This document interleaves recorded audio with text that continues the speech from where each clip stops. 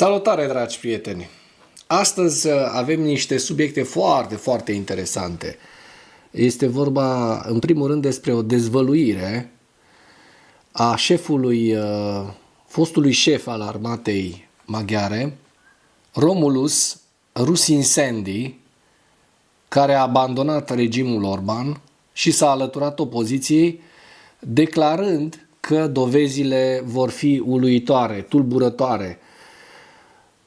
Și sunt mai multe speculații care merg pe această informație. Acest domn Romulus Rus-Incendi ar urma să aibă o conferință de presă sau să lanseze un material la orele 10. Noi realizăm acest material mai devreme, de aceea o să spun că dacă există informații importante, informații tulburătoare pe care acest fost șef al armatei maghiare promite că le dezvăluie, ori o să facem un alt material pentru acest subiect, ori o să vă dezvălui, o să vă las un link în comentarii. În orice caz, acest domn, și o să și intrăm, să nu mai lungim fără să vă arăt despre ce e vorba, pentru că probabil v-am făcut foarte, foarte curioși. O să vă arăt despre cine e vorba. Acesta este fostul șef al armatei maghiare, care de ieri a început să ofere informații și să, cum să zic așa, să ne facă foarte, foarte curioși despre ce urmează să dezvăluie. Și vreau să vă arăt și o filmare cu acest domn, o filmare în care el însuși spune niște lucruri destul de interesante. Opa. Hai să vedem. Mi az egyetlen esélye annak a hatalomnak, aki már elveszítette a társadalom bizalmát, de azt mégis meg akarja tartani? Semmi más eszköze nincs, csak hogy a magyart a magyar ember ellen fordítja, illetve gyűlöletet kelt. Bordiszik és vizet prédikál. Sokáig nem tudtuk, hogy miért kellett fiatalítani a magyar honvédségben, és a vezérkarfőnöknek miért kellett olyan gyorsan távozni. A holnap nyilvánosságra kerülő anyagból... Adică astăzi urmează să fie dezvăluit. A békéről beszélnek, de közben teljesen más szeretnének.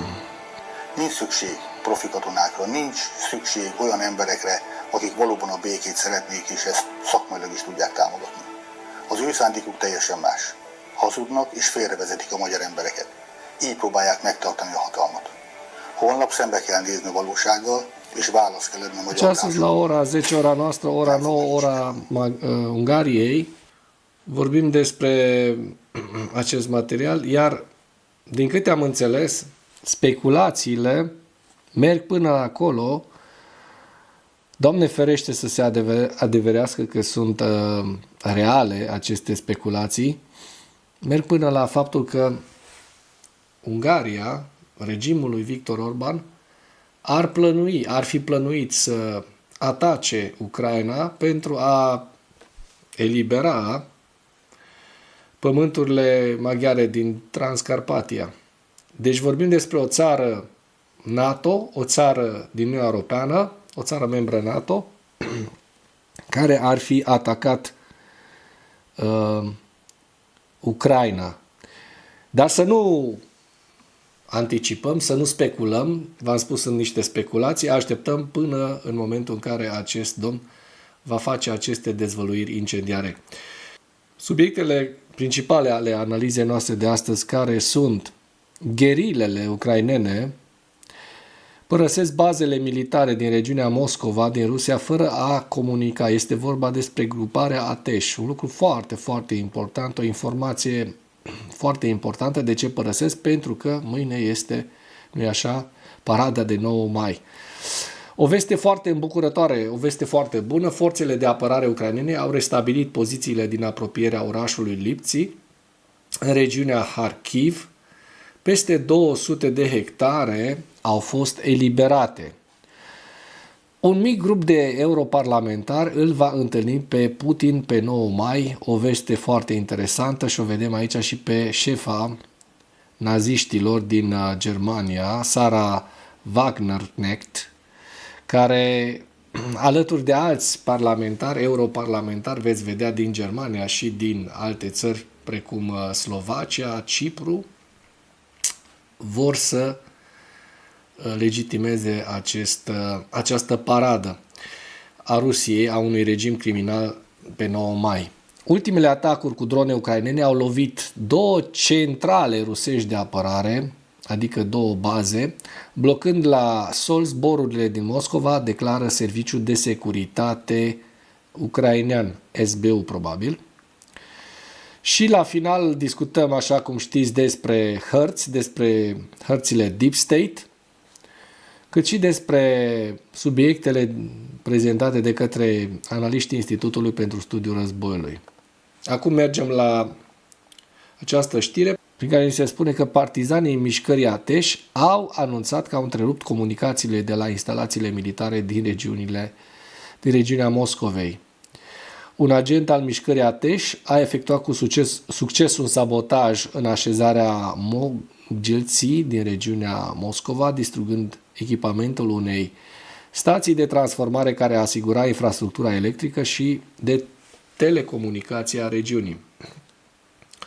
Potrivit mișcării partizane, distrugerea substației a dus la întreruperea ale comunicațiilor la o serie de instalații militare rusești importante. Ia să vedem despre ce e vorba. Avem aici o primă imagine, da? Asta este o poză deja. Deci arde un transformator. Interesant. Și asta este regiunea în care ucrainenii au operat. Printre acestea, Ateș numește regimentul 629 de rachete antiaeriene, unitatea militară 51.857, brigada operațională separată 21, unitatea militară 3641, precum și un oraș militar unde sunt staționate aproximativ 60% din unitatea 51084. Problemele cu comunicațiile au fost înregistrate și în cadrul Departamentului de Investigații Militare 483 al Comitetului de Investigații al Federației Ruse și la depozitul de distribuție al companiei Sber Logistics, care derulează contracte pentru Ministerul Apărării din Rusia. Întreruperea comunicațiilor și alimentării cu energie electrică a provocat ravagii în comanda și controlul unităților, perturbând planificarea și coordonarea dintre instalațiile militare. O veste foarte bună, forțele de apărare ucrainene au restabilit pozițiile din apropierea orașului Lipți, în regiunea Harkiv. Peste 200 de hectare au fost eliberate, vedem zona despre care vorbim. Forțele de apărare ale Ucrainei, potrivit proiectului analitic Deep State, așa, într-un comentariu pentru Ukrainska Pravda, se spune că au eliberat, au restabilit pozițiile din apropierea satului Lipți în urma unei operațiuni de amploare. Brigada 13 a Gărzii Naționale a Ucrainei, în cooperare, Carta se spune că se numește, în cooperare cu alte unități ale forțelor de apărare ale Ucrainei, a finalizat o operațiune la scară largă pentru eliberarea unei zone forestiere la nord de Lipți, regiunea Harkiv. Suprafața totală a teritoriului eliberat este de peste 200 de hectare. Se pare că ofensiva a durat aproape 6 luni, forțele de apărare reușind să îi împingă pe ruși mai departe de Harkiv și să recâștige controlul asupra unei zone naturale vitale, semnificative din punct de vedere tactic. În acest timp, inamicul, rușii au pierdut aproape 1500 de soldați uciși și răniți, peste 200 de unități de arme și 175 de unități de echipament. Se precizează cei de la Carta. Se observă că străpungerea apărării ocupanților și capturarea capului de pod în etapă inițială a operațiunii au fost efectuate de unități ale cartei și ale celei de-a 92-a brigăzi de asalt separate, numită după Coșevoi Ivan Sârco, după militarul ucrainean, erou. Iată o știre interesantă, un grup de europarlamentari îl vor întâlni pe Putin pe 9 mai, la paradă. Și o vedem în fața noastră pe această domnucă, care se numește Sara Wagner-Knecht, care este printre invitații festivităților planificate de regimul criminal Putin de la Moscova pe 9 mai, la care se va alătura un grup de europarlamentari, inclusiv 2 membri ai Alianței Germane. Alianța Germană a lui Wagner-Knecht, europarlamentarii Ruth Firmenich și Michael von Schulenburg, sper că am pronunțat corect, au declarat că vor participa la festivitățile de 9 mai de la Moscova și că alți 3 europarlamentari vor călători cu ei din Republica Cehă, Slovacia și Cipru. Mă mir că nu merge și George Simion cu aurarii lui acolo pentru a ne face ca țară de râs. De Slovacia și Cipru nici nu mă mai mir, pentru că se știe că sunt niște bastioane rusești în acest moment. Prin Cipru, Rusia a reușit să scape de o grămadă de sancțiuni și să spele o grămadă de bani. Ca să fim foarte corecți, miliarde, dacă nu chiar 10 de miliarde. A fost și un scandal mare în cadrul Uniunii Europene din cauza Ciprului. La Moscova, aceștia intenționează să se întâlnească cu membrii ai Dumei de stat a Rusiei și cu alți reprezentanți ai sferelor politice și culturale. Aceștia au spus că motivul lor a fost să depășească spirala tot mai mare de confruntare și escaladare din Europa. Da, nu voiau ei să legitimeze regimul criminal de la Moscova, nu. Sper să vină ceva asupra lor din Ucraina. Firmenich și von den Schulenburg susțin că intenționează să meargă la Kiev după această vizită la Moscova și au contactat ambasada Ucrainei în acest sens. Băi, nenicule, deci chiar oamenii au tupeu. Se spune că Ruth Firmenich este apropiată a Sarei Wagner-Knecht și lucrează cu ea din 2004, când a fost întrebată despre călătoria colegilor săi de partid la Moscova. Sara Wagner-Knecht însuși a spus că nu a văzut nimic scandalos în aceasta. Merg la Moscova să depună o coroană de flori la monumentul soldatului necunoscut cu ocazia celei de-a 80-a aniversări a eliberării. A cărei eliberări? Pentru că rușii, când au intrat în Germania, au făcut prăpăd. Au violat peste 1 milion de nemțoici, de germane, doar în Berlin. Atenție, 1 milion. Și ea, suveranista, patriota, merge să pună niște coronițe de flori pentru violatorii și pentru criminalii ruși. Pentru că, așa cum știm, regimul sovietic nu s-a diferit cu nimic față de regimul nazist, decât prin amploarea crimelor. A provocat de-a lungul timpului crime mai mari decât regimul hitlerist și sunt date și detalii în acest sens, date istorice despre care... Deci se face de râs pentru că este încă o dată ipocrită. Nemții neonaziștii din Germania nu cred că vor vedea cu ochi buni această situație decât dacă nu există o înfrățire deja între neonaziștii din Germania și neonaziștii din Rusia, regimului criminal al lui Putin, care știm foarte bine că a procedat și procedează exact ca și regimul criminal de acum 80-90 de ani, regimul criminal de la Berlin, al lui Hitler. Bun, mergem mai departe, să nu ne lungim foarte mult pe aceste informații. Ocupanții, adică rușii, au pierdut 10 transportoare blindate, tancuri, echipamente speciale și 1200 de soldați într-o singură zi. Și vedem despre ce informație e vorba în acest moment. În ziua 1170 a războiului din Ucraina, 1200 de militari, 2 tancuri, 10 vehicule blindate de luptă, 50 de piese de artilerie, un lansator de rachete și un sistem de apărare antiaeriană. Și așa cum se vede în această imagine, aici aveți lista cu pierderile la data de 8 mai.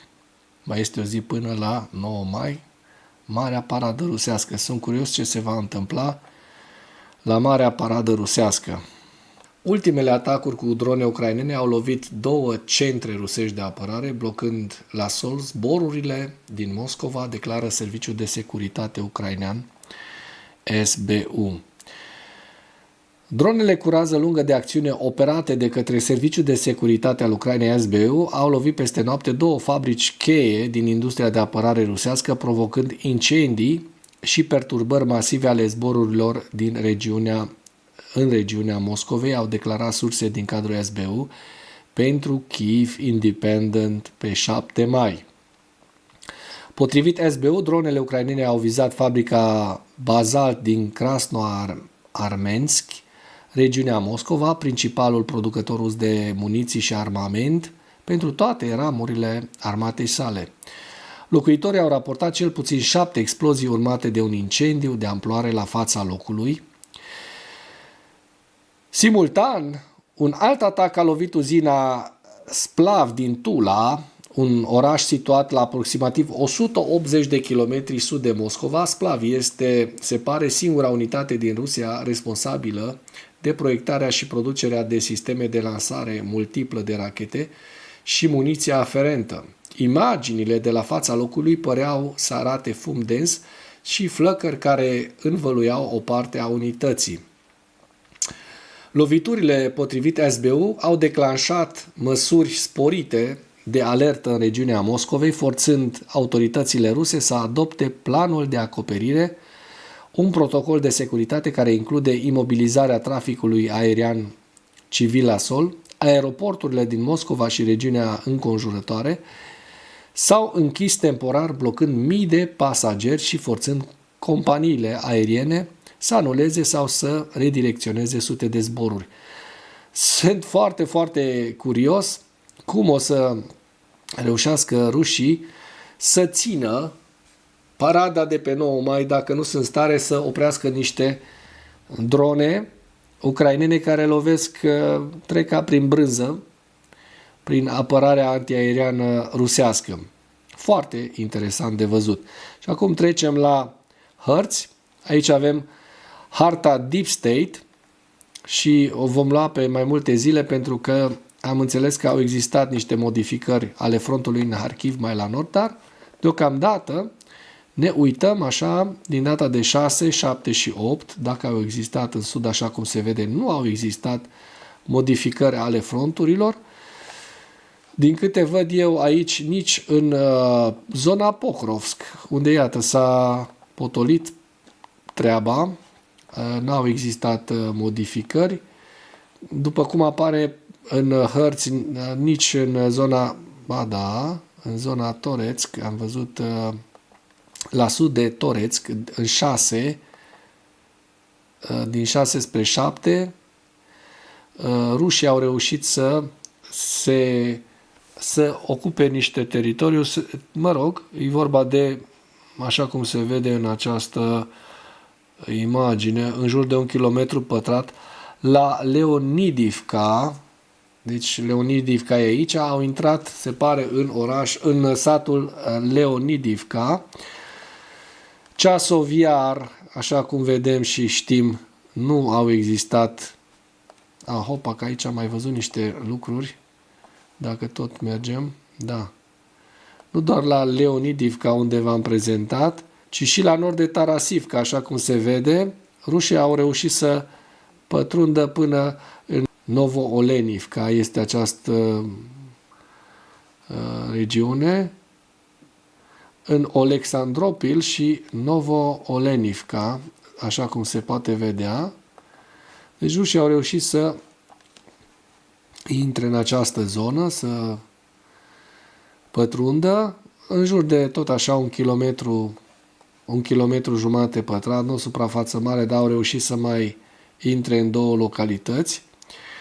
Mai la nord, dacă ne ducem spre zona Kupianskului, nu observăm nicio modificare a fronturilor, dar ne vom da un ochi spre zona Harkivului. Este vorba despre această zonă, probabil. Hai să vedem dacă apare, da, iată, apare pe hărți în data de 8. Este o zonă de, așa cum vă spuneam, vreo 200 de hectare, în jur de, după părerea mea, la vreo 2 km pătrați. Este o zonă destul de importantă, așa cum anunță ucrainenii, este un cap de pod.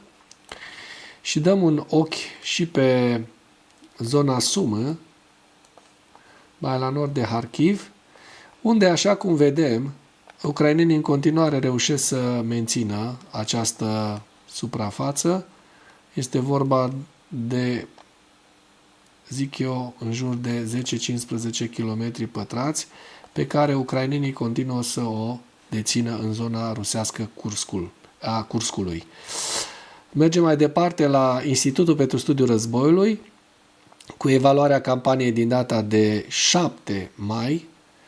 Principalele știri: oficialii americani au recunoscut intransigența continuă a Rusiei față de orice acord de încetare a focului în Ucraina, reiterând în același timp faptul că Ucraina rămâne angajată față de armistițiul cuprinzător de 30 de zile propus de către președintele american Donald Trump.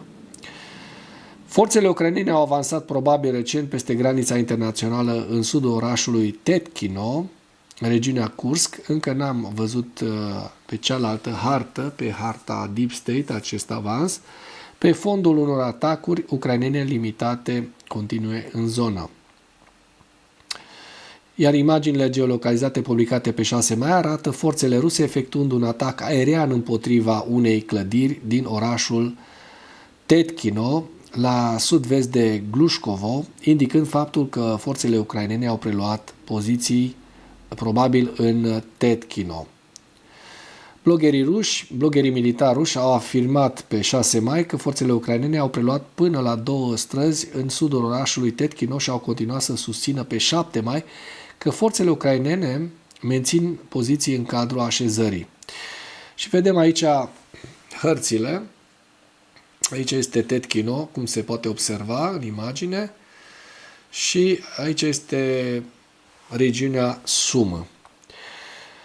Forțele ucrainene au efectuat atacuri cu drone cu rază lungă de acțiune împotriva instalațiilor industriale de apărare și a bazelor aeriene din Rusia în noapte de 6 spre 7 mai și v-am relatat despre ele.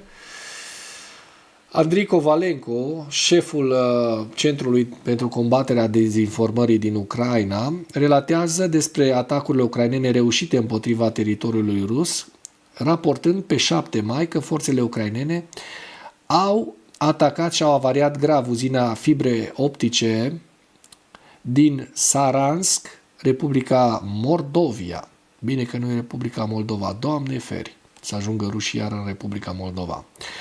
Bloggerii și activiștii ruși au susținut de asemenea că forțele ucrainene au atacat uzina, care este singura uzină din Rusia care produce cabluri de fibră optică pe care forțele ruse se bazează din ce în ce mai mult pentru operarea dronelor cu fibră optică de tip FPV. Autoritățile ruse își vor testa probabil capacitatea de a deconecta complet zone întinse din Rusia de la internet pe 9 mai sub pretextul protejării sărbătorilor Zilei Victoriei din Rusia, ca să nu se arate dacă cumva există un atac de succes ucrainean. Să nu se arate în timp real și apoi, dacă știm că sunt arătate în live, nu mai au cum să fie șterse. în Rusia pot fi șterse, dar nu pot fi șterse în lumea liberă. Președintele Putin și președintele venezuelan Nicolás Maduro, să sperăm că nu ajungem ca și Maduro cu Simion, atenție mare, au semnat acordul de parteneriat și cooperare strategică Rusia-Venezuela pe 7 mai.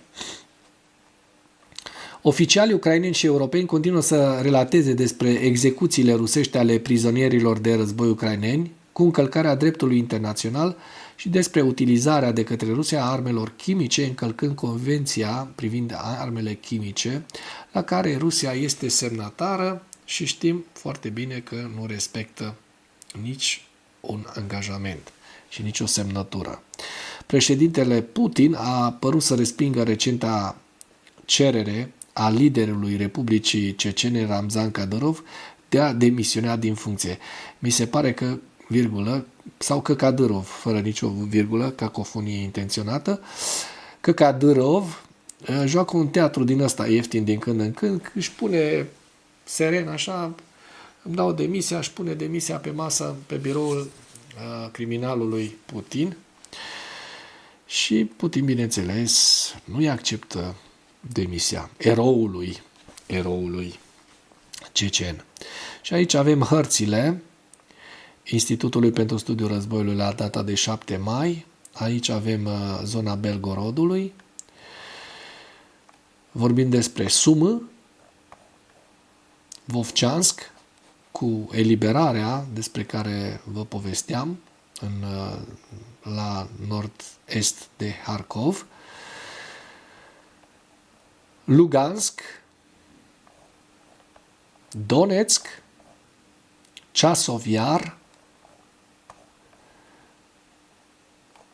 Pokrovsk, Novopavlivka, Velika Novosilka, Zaporojie și Herson. Și cu acest ultim detaliu doresc să închei materialul nostru de astăzi, nu înainte de a vă invita, dacă ați apreciat acest videoclip și ați găsit informații utile în acest material, să nu ezitați să distribuiți pentru a ajunge la cât mai multă lume.